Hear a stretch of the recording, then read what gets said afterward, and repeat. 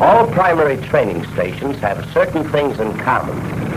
They all have lots of primary trainers, yellow perils or yellow fighters as they're sometimes called. They all have instructors. They all have chief flight instructors who've been in the game long enough that their advice should not be taken lightly. And they all have cadets. Some of the cadets are alert and observing, and others are not. The chances are you'll never have to use your parachute. But when you need it bad. So don't bang it around. Keep it out of any place where you might get some oil, gasoline, or water on it. Water will slow down the chute's opening. Oil, gasoline, or water will rot the silk, and you'd be surprised how fast you come down in a ripped chute. If you want to be sure your chute will open, always inspect the release pin before you go up. Be sure the pin is not bent and the thread loop has not been broken. You've heard all this before. It's being repeated here because with parachutes, one mistake is one too many. Parachute jumping is the one thing in naval aviation that we don't practice because the first time has to be perfect. Be sure your leg straps are tight. There are a number of sopranos around today who used to sing bass until they bailed out with loose leg straps. One thing more. There's just one way to carry a parachute. Like this. Not by the risers, not bumping against your legs, but like this. Remember that, will you? So I said to this dame, I says, come on, babe. Let's you and I go down to this little place on the corner and get ourselves a drink. It took some talking, but pretty soon... Hey, look how you've got that chute. That's not the way you're supposed to carry it. Oh, there's more than one way of carrying a chute. And besides, I'm not going to have to jump. Okay, so you're not going to have to jump. But think of the next guy that has to use that chute. You heard what the chief flight said. And he also said there's no smoking on the line. He's just eager.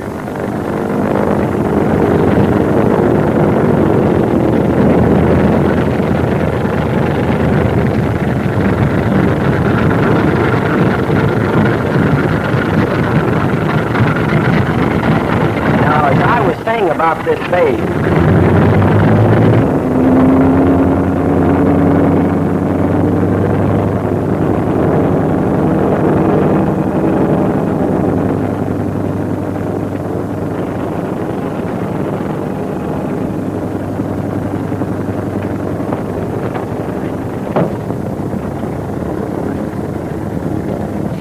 over to my office.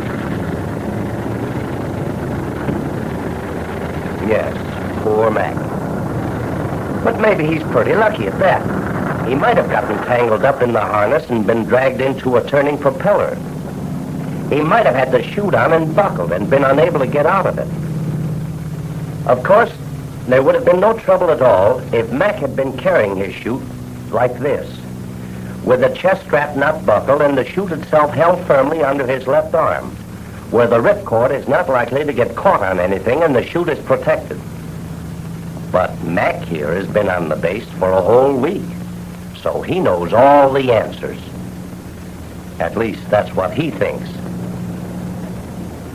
His friend Pete, on the other hand, has just arrived here from pre-flight. In fact, as yet, Pete is entirely unfamiliar with the yellow peril. So at this point, his instructor gives him the word on the pre-flight inspection. The first thing we're going to do today is learn how to inspect the plane. But, sir, do you mean the pilot has to inspect the plane? I thought the mechs did all that. Well, they do, but the mechs are pretty busy. Sometimes one mechanic is responsible for several airplanes. Besides, you're the guy that's going to be up there in the plane, not the mech. But before we start the pre-flight inspection, let's talk for a minute about the meat axe. Maybe you call it a propeller, but to experienced pilots, it's the most efficient beef cleaver on Earth. Just imagine the airplane standing there with that bloody bolo poised and ready to smash your brains out if you give it half a chance. Airplanes standing on the line with nobody within 50 feet of them have been known to thrice through a couple of turns just for the hell of it. And if you happen to be in the way, that'll be where you came in and went out.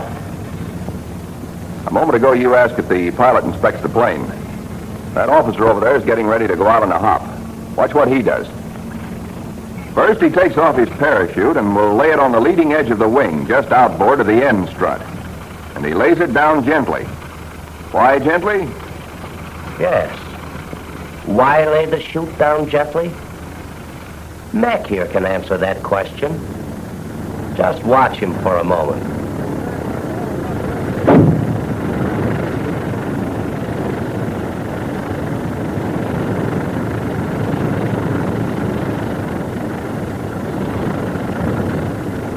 Uh-oh. Wait till the chief flight hears about this. Our little discussion a moment ago about the propeller will give you some idea why the pre-flight inspection always starts by making sure the switch is off. That's what that fellow's going to do now. The switch on an airplane is somewhat like the ignition switch on an automobile. Sometimes the propeller plays tricks when the switch is off, but much more often when it's on. You've seen automobiles in which the steering wheel could be locked so it wouldn't turn. Well, the controls on an airplane can be locked too, but for a different reason. They're locked with a red handle in the lower left corner of the cockpit. When locked, the controls are held motionless, so the wind won't bang the ailerons around or the elevators and the rudder. So after checking to see that the switch is off, you push the red handle forward and up, and the controls are unlocked. That's all in the cockpit for the moment. And incidentally, when getting in and out of the cockpit, always step on the black catwalk. Otherwise, you're liable to wind up standing on the ground with a wing around your waist.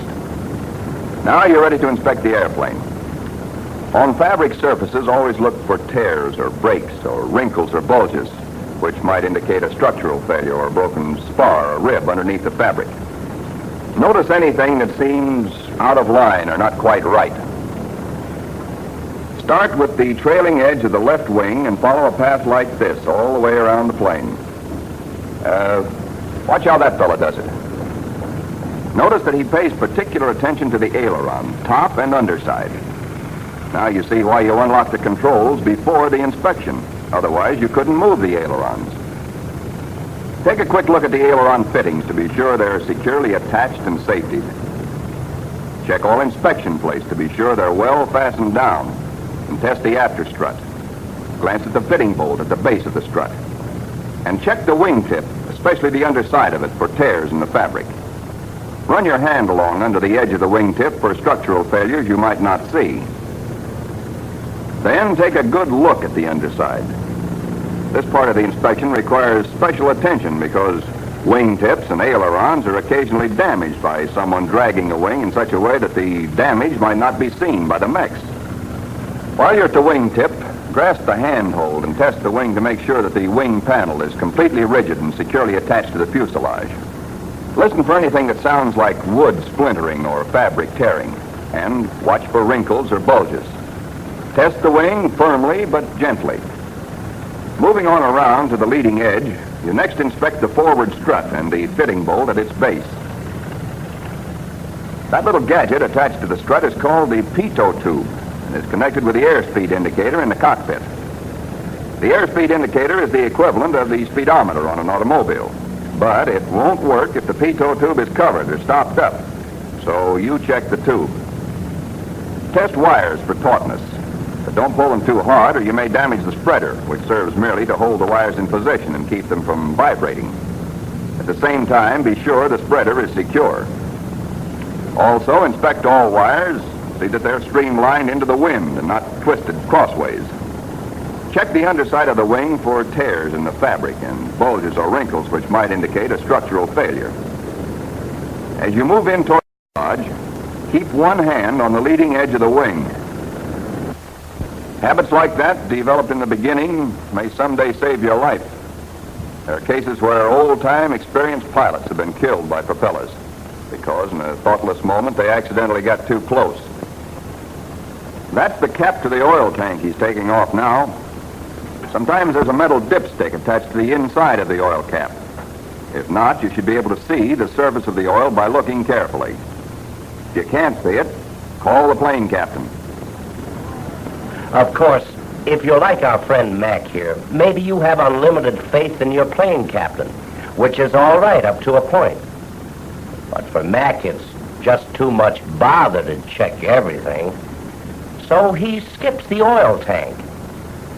But one day, Mac, old boy, you'll be up there, solo maybe, and things will happen.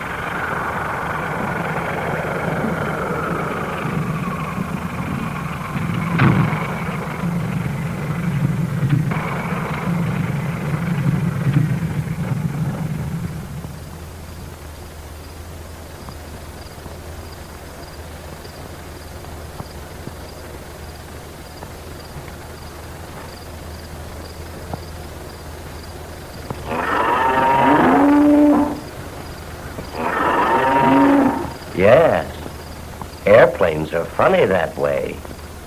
They won't run without oil. Also, it's a good idea to see that the cap to the oil tank is on tight. Otherwise, you're liable to find yourself in the airplane well oiled in a very literal sense.